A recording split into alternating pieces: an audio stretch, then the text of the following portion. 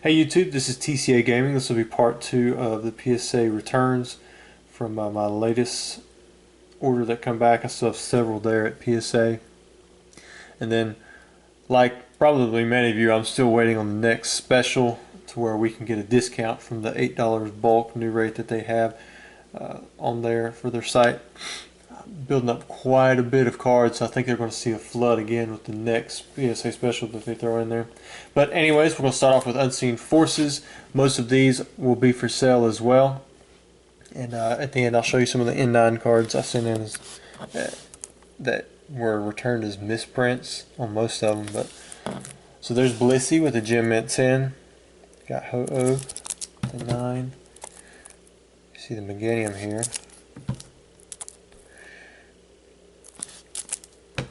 I'm really starting to like the way PSA cards stack up against just raw ungraded cards. There's our first gold star of this video. Got the Suicune. It's an 8, but overall, I mean, that's not a bad grade, but for that particular one, with that guy who had like 1,000 of each, you're not going to get any kind of premium for an 8, that's for sure. I did have the unknowns graded as well. There wasn't all of them. There's A, here's F. There's a handful of them that I had graded anyways. This is H, I, K, M, N. There's a Gem Mint 10 on the O. The next handful.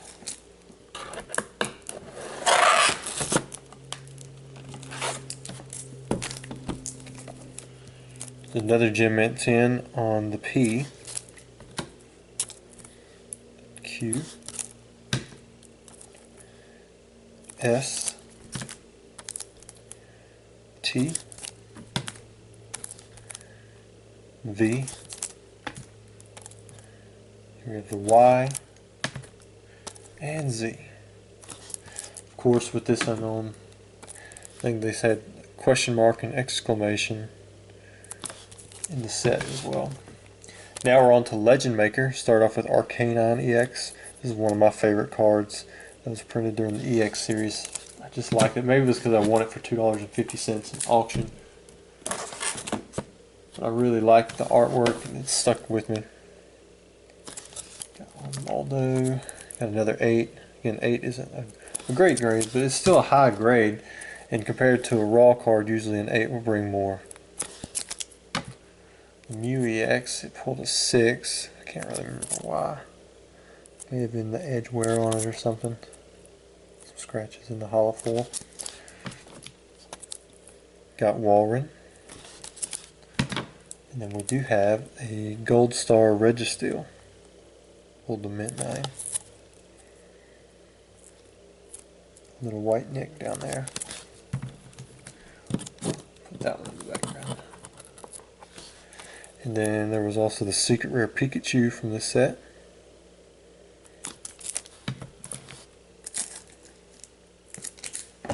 The next set I want to show is Holland Phantoms. Crawdaunt did pull the 10. We got Mew EX. Mightyena. Mewtwo Gold Star pulled a 9. I thought that was a potential 10 candidate. And the same with the Pikachu Gold Star, pulled a 9. I thought it was a potential PSA 10 candidate. Then you've got the secret rare Mew. Next up, we're moving on to Crystal Guardians. I wasn't expecting too high of grades for these Charizards, but this is a reverse holo Delta Species Charizard. It pulled an 8. This is a regular holo, it pulled a 7. And there was a second regular holo that also pulled a 7. This Blastoise is actually holographic, so it's the promotional one. It pulled a 9. Same with this Venusaur, it is holographic. It's the number 28, so it was a promotional release.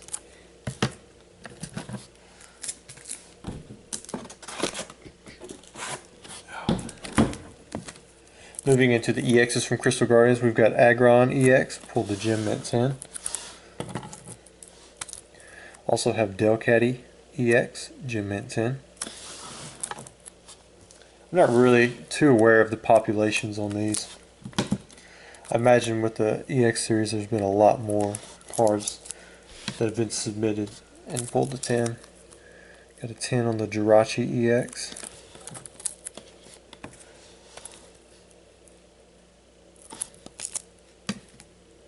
Overall the grades didn't do too bad, I don't think. Got Shiftry EX, Gem Mint 10. We also have a Swampert EX, Gem Mint 10. Moving into the Gold Stars, we have an Alakazam, Mint 9. I think when you go for a Mint 9 grade, you're really starting to keep the prices a lot more reasonable for just a tiny discrepancy in condition. Sometimes 9s are 10s. Like this right here, I mean, I would say is almost a flawless card except for that little nick right there at the bottom. And I really have to zoom in to get it. So I think it's a 9, but the value of it's probably going to be at least half of that of what a Gem Mint 10 would be. And here we do have a Celebi Gold Star Gem Mint 10. And usually Gem Mint 10s aren't flawless, but they do. So they can be flawless, but for the most part, usually there's still something that you can find on them that shows some kind of damage to condition. Moving into Dragon Frontiers, I always like this Dragonite EX as well. I remember when I started getting back into Pokemon during the Black and White series, I went to Kmart and I found some Dragon Frontier packs. I mean, they were still standard price. I think they may have even been on sale. I bought like a 3-pack. It was like $9 or something. I pulled a Dragonite EX and an Altari EX. Gardevoir. Here we've got Kingdra EX. Latias. Latios. And Rayquaza. All these Delta species Pokemon. Let's see what else we have for Dragon Frontiers. Got Salamence, pulled a 7. I think that was because the surface was scratched up. Tyranitar EX. Then we do have a Charizard Gold Star, which pulled a Mint 9. Again, a very respectable grade. If we go in and look at it, I think it was this corner as well. This very bottom right corner, there's a little white nick right there. Then we have Mew Gold Star. Again, it pulled the Mint 9. We'll flip it over, see if we see anything. Looks like in the top left, I put my finger behind it, you can see that white nick. Moving into Power Keepers, there was a Holo Charizard, Mint 9. And then we go straight into the EX cards. This was the last of 16 sets for the lowercase EX series. That one pulled a 5, and yeah, it had a crease on the top. Don't remember that crease being there. I'm just going to assume it was not PSA that did it. Because when you go down that road and they didn't already own up to it, you're not going to really get anywhere. Gem Mint 10 on that Metagross EX.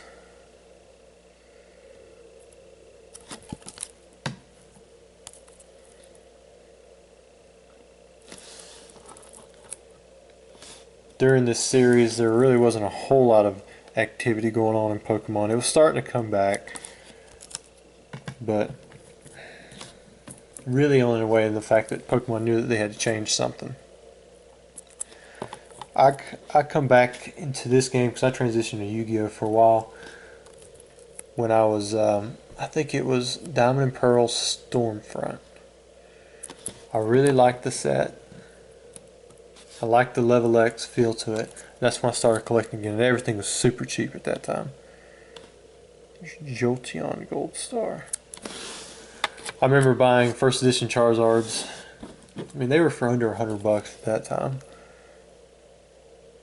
But I still also remember when Duel Masters was out. Like, it was hot just for a little bit there. It was kind of like something that people got into during Yu-Gi-Oh's big day. And there was a guy who used to buy Pokemon cards from everybody.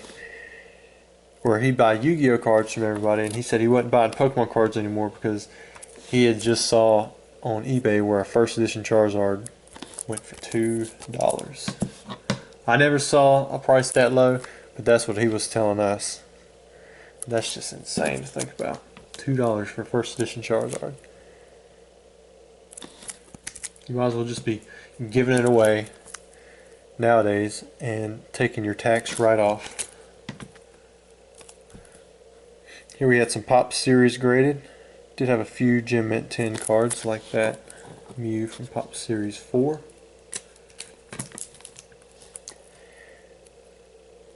I had this Deoxys particularly graded because, well, I guess really most of those non-holos. The non-holos are a little bit harder to find because they were not released in promotional blister packs. So you had to have opened up booster packs to get these non-holo versions. And some of the cards that are like that are quite a bit more expensive, like the Flareon and Jolteon Vaporeon from Pop Series 3. It's very hard to get your hands on the non-holo versions. Here we got a Gem at 10 on the Zapdos EX. Here's Kyogre EX, also Gem at 10. Let's see if I can back this out. Maybe I can tilt it down just a little bit. That way as we get a little closer with these PSAs, you guys can still see the background. Got our Quasar. This is the 10th anniversary Pikachu. Mint 9. You used to have hundreds of those things. And one of the first pre-releases, it's the pre-release Armaldo. Well, one of the first pre-releases for EX series. I can't remember if Ruby and Sapphire had one. But this is one of the most expensive ones. This one and the Gyarados, which it's nothing compared to like the pre-release Clefable. Here we have the Gyarados. Used to have a couple sealed packs of those. There's a Beldum Gym Challenge card. Alright, let me put these back. We still have a whole nother row. We are through 2 rows. This should start off with some more random stuff. Here we have a Charmeleon. Now this is not the regular base set. This is the 1999-2000 base set. I really hate the fact that so many years ago I wanted to gather attention for this set because of the Vulpix, and I started putting in my listings, all of them, if you have 4th print base set cards dated 1999-2000, contact me. And now that term 4th print has just stuck, and really it's an incorrect term because it's not like the 4th print. It's like a 4th variant, I guess you could say, but it wasn't the 4th print. There were so many more printings of the base set than that. But back then I was just looking for anyone who would give me information, would give me leads on these cards, and no one out there really even knew about them.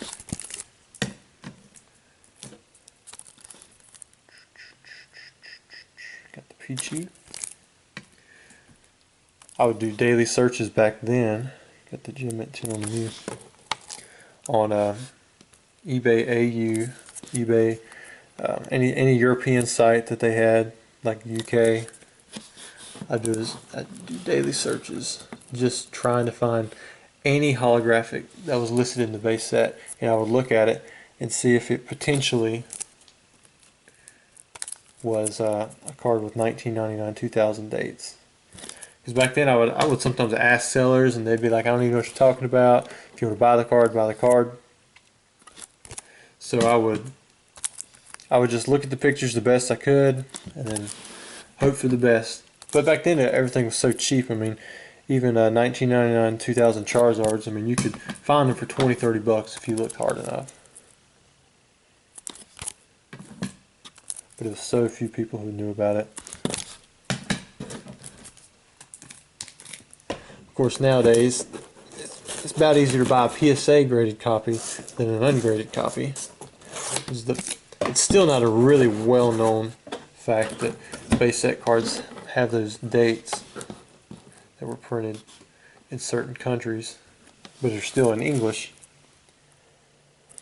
But the people who do know, I think they realize that it's not going to be as huge of a spike as it should be based on the scarcity, because a lot of people don't care. They don't really care that it says 1999 2000 at the bottom. They'd just rather have that card, Gyarados or Charizard or whatever, in PSA 10 condition. Whether or not it says 1999 2000 at the bottom or just 1999 doesn't really matter to them, because there's no like shadowless X factor to it.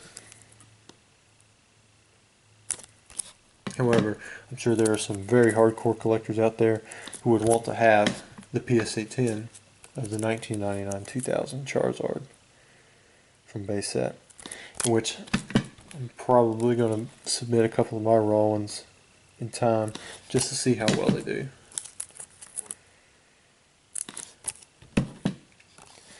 This guy right here won't come back Gem Mint 10 for me. I keep submitting it. I keep sending in copies that I think are flawless. They all come back as a 9.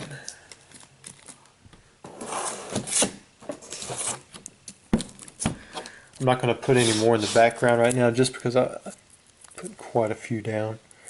This is from the World Championship deck, Latias Gold Star. I did pull the Gem Mint 10. Not sure what that means for price on it. World Championship cards are a little funny. So here we have a Trihorn Dragon, first edition LOB Mint 9. If you're wondering if it's first or second print, I'm not even going to go there. I'm pretty sure that the community is completely wrong on what they evaluate as burst print. They say it's the rippled kind of non-glossy surface to the first edition LOB, which is weird because all of the Unlimited and the first edition Metal Raiders and Limited Metal Raiders and subsequent sets have that surface. This right here, I don't know if you can see it, but it has a glossy surface to it. It's the only time I've ever seen it on any Yu-Gi-Oh cards. It's just like the uncut sheet that was dated before the release of the set. So you would think that this would be the first print, or what the community sees as first print. And you would think that the rippled texture, which is used on subsequent sets, I don't know if you can see it right there, you would think that this would be the second, what they consider second print. But they've actually got them the way it seems to be accepted, or the few people who really care. This is the way they list it. They list this is first print and this is second print. Even though all subsequent sets, including Unlimited that I can see, you know, from like the first sets anyways, at least Metal Raiders and LOB have this type of pattern, and none have anything like this this glossy surface. I'm not sure it really matters too much, but to me I would think this would be more expensive anyways, just because it's so much harder to grade PSA 10 on this glossy surface than it is with this just regular texture surface, because you can hide damage on this. I think some of the reasoning I've heard that these are harder to grade is because of the centering. You can see that's kind of lowered down, but it's just on the text itself. It's not the borders, and it's not universal. It's just on some of the cards. So there again, the reasoning that I've heard for this being first print and being more expensive really doesn't make any sense compared to this glossy version, which you do not see being used later on. I mean, I don't see why they would start off with this type of texture, switch to this, and then switch back to this again in later sets. It would make sense if they started with this, didn't like it, and then went on to a texture that they liked and they kept that. You kind of see that with Pokemon anyways, if you can make any kind of comparison. This Blastoise, man, I thought for sure that they misgraded it, but I don't even know if I can pick it up. I'm trying to hit the light on it. There's like a little dent right here. I mean, it's really subtle. You can kind of see it right there. I think that dropped at 3 grades because that was the only damage I could find on the entire card. Usually Japanese hollows are a much easier grade than English hollows, especially for Wizard of the Coast, just because the print quality is much higher. But I didn't get any 10s. I remember when I submitted my E2, E3, E4. It was just E2 and E4 Japanese hollows for Pokemon. And they come back like all PSA 10 except for one card. In fact, the E4 was sequential.